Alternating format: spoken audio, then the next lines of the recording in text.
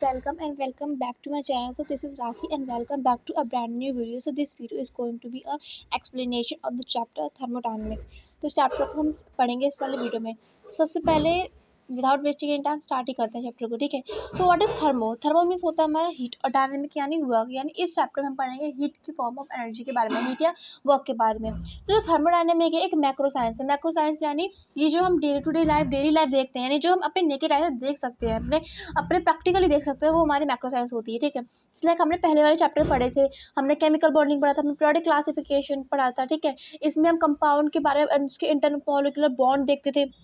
ठीक है. जो कि एक माइक्रो साइंस है, यानी हम विदाउट इन्हें स्पेक्ट्रोस्कोपी मेथड या किसी भी बिना मेथड के एडवांस मेथड के उनको देख ही सकते हैं, हम नेकेड आई से देख नहीं सकते. जो थर्मोडायनेमिक्स है इसको हम अपने नेकेड आई से देख सकते हैं, क्योंकि हमारे प्रैक्टिकली वो जो लॉ होते हैं. ठीक है. और जो लॉ ऑफ थर्मोडायनेमिक्स है are drive from human experience, not by practical theoretically. ठीक है.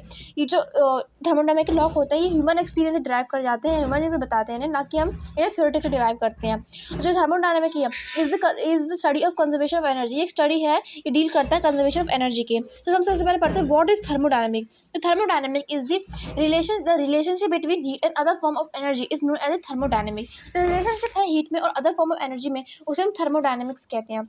जो थर्मोडायनेमिक्स होते हैं, ठीक है, वो दो टाइप के होता है. जो थर्मोडायनेमिक एक दो टाइप का तो होता है. इसमें हमारे एक होता है सिस्टम और एक हमारा होता है सराउंडिंग. अब सिस्टम क्या होता है, सराउंडिंग क्या होता है, इसको पढ़ते हैं. जो सिस्टम होता है the anything under observation is called system. जो भी हमारे ऑब्जर्वेशन के अंडर होता है उसे हम सिस्टम बोलते हैं. और सराउंडिंग को क्या बोलेंगे. Surrounding is everything else in the universe apart from the system. है around the system is called surrounding. तो सिस्टम के अराउंड होता है उसे हम सराउंडिंग बोलते हैं. ठीक है. इसको एग्जाम्पल के थ्रू समझते हैं. जस्ट लाइक यहाँ पे ये एक मेरे पे ग्लास है. ठीक है. ग्लास में यहाँ पे हमारा वाटर भरा है यहाँ पे. ठीक है. सो ये ग्लास है और इसमें हमने भर दिया पानी. ठीक है.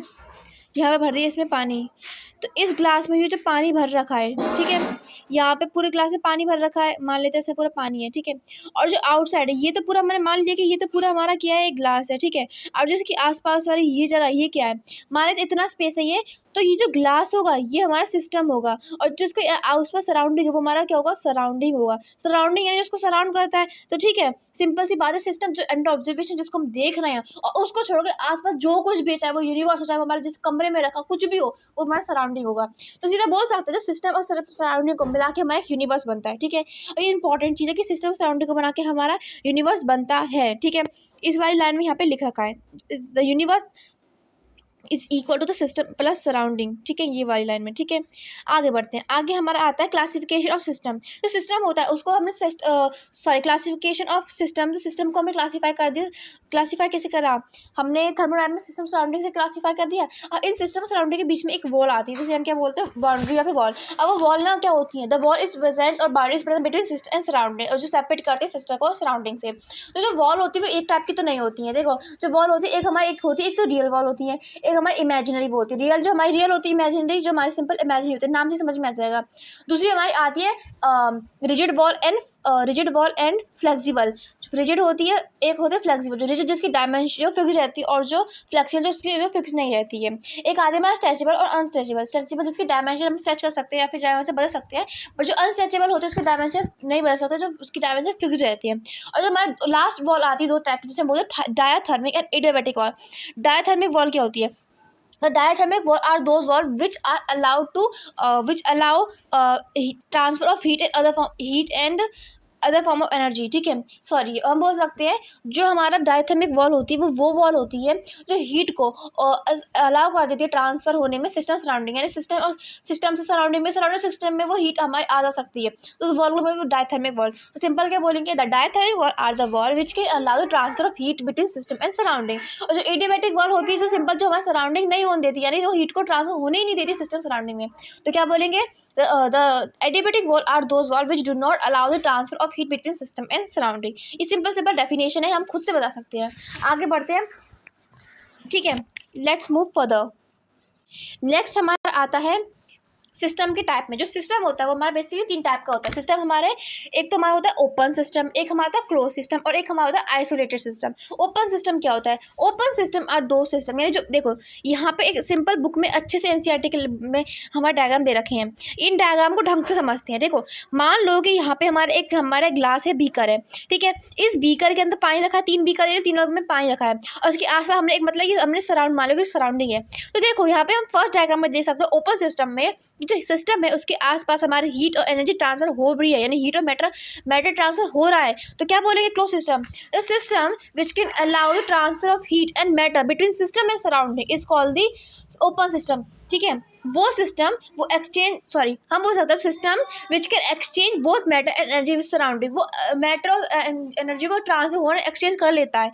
तो द ओपन सिस्टम आर दो system which can exchange both matter and energy between surrounding, ठीक है। और हमारा क्लोज क्या होता है? जो क्लोज होता है ना वो एनर्जी को ट्रांसफर, क्लोज हमारा एनर्जी को ट्रांसफर होने देता है बट हमारा मैटर को ट्रांसफर नहीं होने देता, ठीक है। So system which can allow transfer of heat but do not allow transfer of matter between system and surrounding is called the close system. And isolated system ना ही तो वो हमारे मैटर को ट्रांसफर होने देता और ना ही तो हमारे वो हीट के ट्रांसफर होने देता। तो क्या बोलेंगे इसे? हम बोलेंगे system which do not allow the transfer of heat and matter between system and surrounding is called close isolated system. Open system example जैसे the tea is conical flask, यानी हमारी चाय रखी है ग्लास के अंदर वो ओपन है, ठीक है। हम एप्पल ट्री और हम बोल सकते हैं animal human plant tree are all the example of open system, ठीक है। क्लोज सिस्टम के एग्जाम्पल में मान सकते हैं जो टी प्लेस है एक कवर्ड लिड में, यानी एक हम बोल सकते हैं एक जैसे हम एकदम कवर्ड, जैसे बॉटल नहीं होती, बॉटल एक बॉटल में पानी भर लेते हैं तो वो हीट तो होती है बस उसका बॉटल का जो पानी वो कहीं बाहर नहीं जा सकता क्योंकि उसमें जो हमारा कैप लगा रहता है तो उसको सील कर देता है। ऐसे हम एग्जाम्पल ले सकते हैं। और जो हमारा आता है आइसोलेटेड सिस्टम, आइसोलेटेड सिस्टम में हो सकती है कि the tea is play in thermoflask, ठीक है। जो टी है वो फ्रेज किस में? थर्मोफ्लास्क में। थर्मोफ्लास्क में तो पता ही है कि थर्मोस्टील की हमने बॉटल भी देखी होंगी जिसमें हमारी जो नॉर्मली हम देखते हैं मिल्टन की जो बॉटल होती है उसमें हमारा जो अगर हम पानी को ठंडा रख देते हैं तो ठंडा रहता है और गर्म रखते हैं तो गर्म रखता है। इवन तो ऐसा नहीं है कि उसको हम पूरे लाइफ टाइम रख देंगे कि अगर वो अभी होगा तो लाइफ टाइम तक रहेगा, ऐसा नहीं होता, बट वो कुछ टाइम पे रहता है। तो वो हमारा किसका एग्जाम्पल होता है? आइसोलेटेड सिस्टम का एग्जाम्पल होता है, ठीक है। अब आगे बढ़ते हैं। अब आगे एक क्वेश्चन है जैसे कि क्लोज सिस्टम में आपको क्वेश्चन ओरली बताती है, उसका आंसर आप बताना, ठीक है। So the true for close system कौन सा हमारा ट्रू होगा? Option A is mass entering is equal to mass living, mass does, option B mass does not enter और leave the system, C is the entering can be more और less than living and D is the mass of a close system is not defined. तो क्या होगा? यानी कौन सा close system के लिए सही है? क्लोज सिस्टम का हमें क्या पता है? क्लोज सिस्टम में हमारा मैटर ट्रांसफर नहीं होता बट क्या हो जाता है? हमारी एनर्जी हीट ट्रांसफर हो जाती है, फिर एनर्जी ट्रांसफर हो जाती है, ठीक है। तो क्या है? Mass entry equal to mass living नहीं होगा। मास डज नॉट एंटर और लीव द सिस्टम, ऐसा नहीं होगा, यही होगा, ठीक है, यही होगा, सॉरी ये वाला इसका ऑप्शन सही होगा। दूसरा होता है द थर्मोडायनामिक किससे कंसर्न करती है? इट्स एनर्जी, ठीक है। The change in energy of a system, energy change in a system. आगे बढ़ते आगे हमारा एक नया टॉपिक आता है जिसे हम बोलते हैं इंटेंसिव वर्सेस एक्सटेंसिव प्रॉपर्टी, ठीक है। बुक में काफ़ी लास्ट में दे रखा है इस चीज़ को, हम पहले पढ़ लेते हैं इस चीज़ को क्योंकि ये चीज़ ईजी है। जो पहले जो हमको समझ में आया दिन उनको हम साथ के साथ पढ़ लेते ताकि हमें दिक्कत ना आए बाद में। सो आता है intensive versus extensive property. Intensive property कौन सी होती हैं? द प्रॉपर्टीज ये बताते हैं जैसे कि हमने अपने कुछ फ्रेंड्स देखे होंगे, हमारे कुछ ऐसे फ्रेंड्स होंगे जो कि हम दोबले होंगे और कुछ तो दोबले नहीं होंगे, जो मतलब हमारे मुंह पे कुछ और हो पीछे कुछ और हो, तो दोबले फ्रेंड्स होते हैं। तो वो ऐसे होते हैं जो मुंह पे कुछ और पीछे कुछ और, वो एक्सटेंसिव प्रॉपर्टी होती है। और जो हमारे सामने जैसे वो बाहरी वैसे हुआ इंटेंसिव प्रॉपर्टी होती है, ठीक है। तो क्या बोलेंगे?